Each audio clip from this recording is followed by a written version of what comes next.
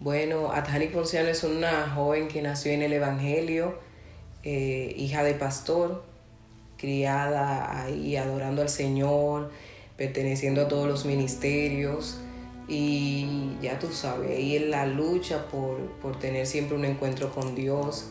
Era de las jóvenes que pasaba a convertirme todos los domingos. Pero Dios ahí siempre tratando con uno y siempre apasionada de las cosas de Dios. Aunque a veces uno tiene su lucha con el mundo, pero aún así trataba de agradar a Dios en lo que de mí dependía. Wow, la situación más difícil. He tenido varias, pero una de ellas que yo pensé que de esta no me levantaba fue cuando me tocó vivir el divorcio. Tenía 10 años de casada, un matrimonio entre lo que dependía parecía un matrimonio feliz, todo aparentemente estaba bien, pero llegó esa parte que uno no espera, ese momento, ese trago amargo que tú en la vida no crees que lo vas a vivir porque eres un hijo de Dios. Entiende que a los hijos de Dios no le pasan cosas malas. A los hijos de Dios todo lo que le pasa en su vida es bueno. Y yo entendía que no, quizás no me iba a pasar. Uno se casa para toda la vida, pero me llegó ese momento, ese trago amargo en el que caí muy profundo. Bueno, y dentro del momento difícil que estaba pasando, yo tuve que lidiar con la enfermedad de mis hijos.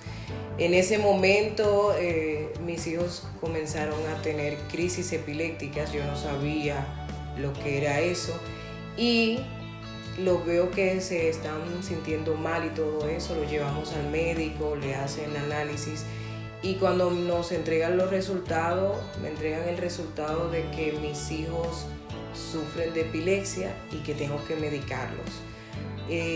A la mayor, esa Lía Marí de 9 años, la crisis eran más fuertes, eran tan fuertes que aparte de ella tener un medicamento tomado, líquido, le tocaba también una pastilla.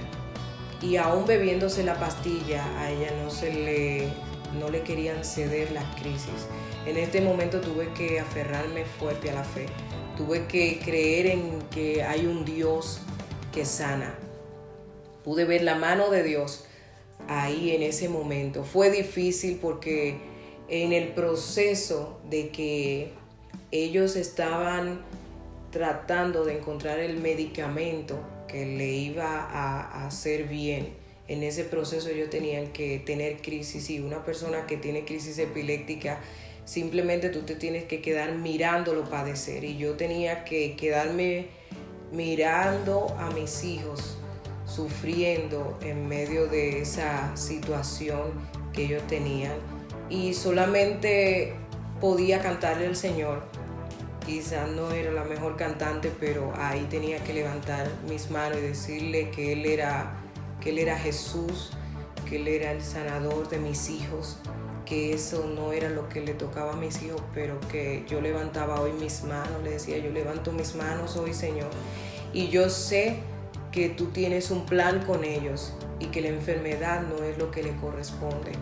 Y en ese momento así duro, difícil, un día mi hija me dice, mami, hoy no me quiero beber la pastilla, hoy no me quiero tomar el medicamento. Yo me asombré.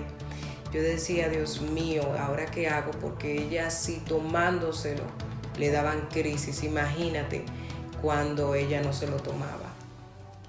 Yo decía, Señor, si ella lo está diciendo, yo voy a tener que creer con ella y llamé a mi familia, le pregunté.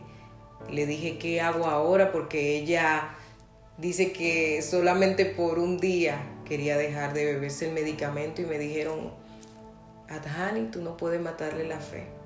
Así que vamos a creer con ella. Y en ese momento yo tomé y arrebaté ese milagro y le dije, Señor, confírmame de que tú realmente estás hablando a través de Alía. Y él me lo confirmó mientras yo estábamos en la habitación ya para dormir. Ahí comenzamos a orar.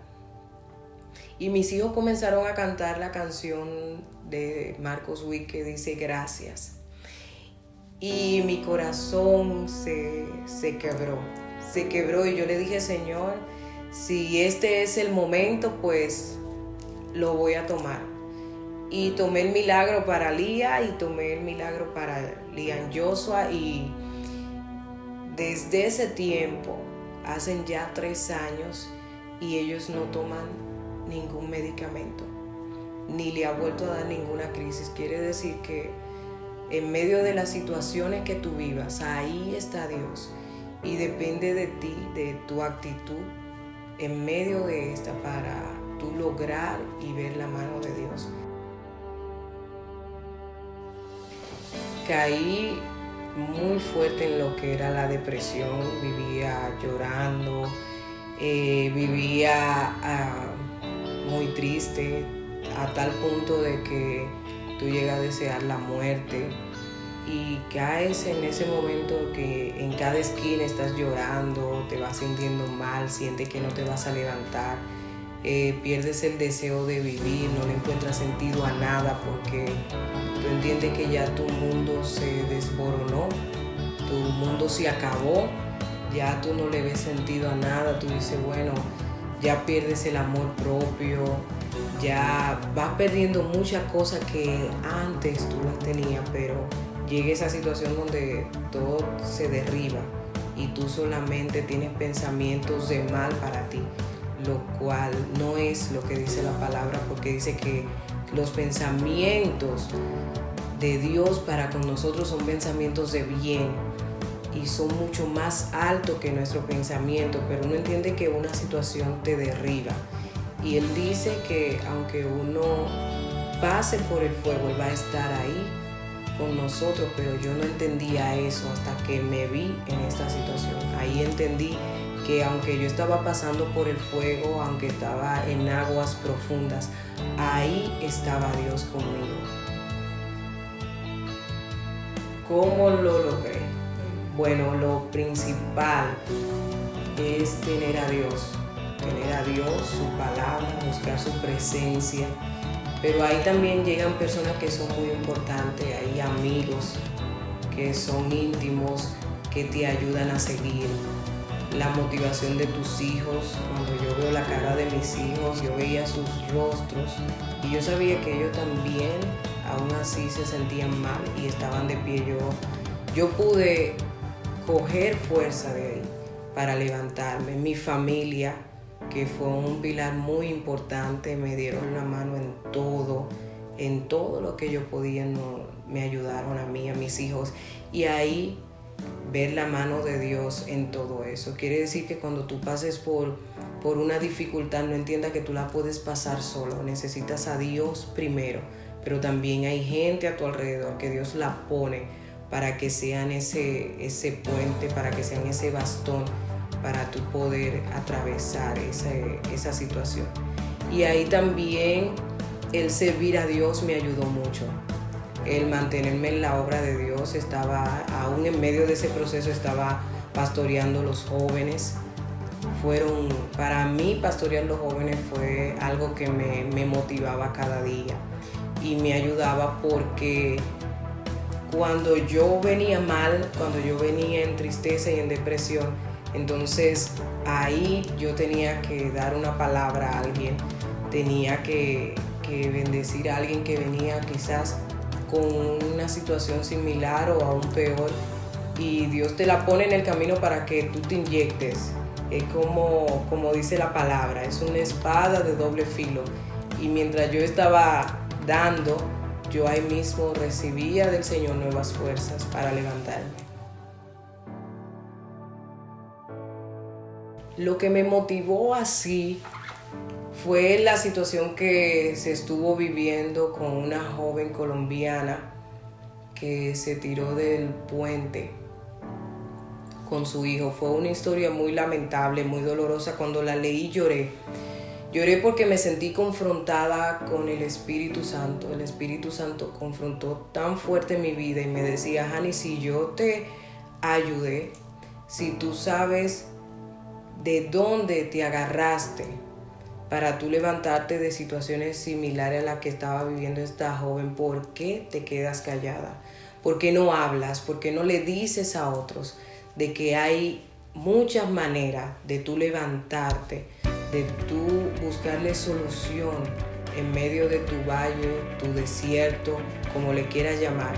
Hay alguien que te da la fuerza y alguien que te ayuda. Y leer esta historia me conmovió, lloré y dije, yo creo que es el tiempo de decirle a otros que sí se puede, que aunque tu situación económica esté mal, aunque pase por enfermedad, aunque pase por divorcio, Dios se encarga de darle propósito a tu vida. No se tiren a morir. La palabra dice, 7 veces cae el justo y Jehová lo levanta. Yo creo que Dios, por más que tú caigas, por más veces que tú digas, bueno, volví a caer en la depresión, volví a caer en el vicio, volví a caer en la tristeza, yo creo que de ahí Dios se puede levantar de nuevo.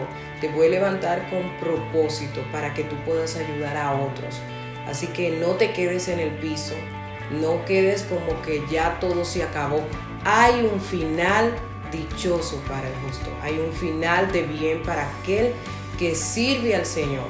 No importa que tú pases por el valle, no importa que pases por el fuego, no importa que pases por las aguas tempestuosas, ahí está el Señor para fortalecerte.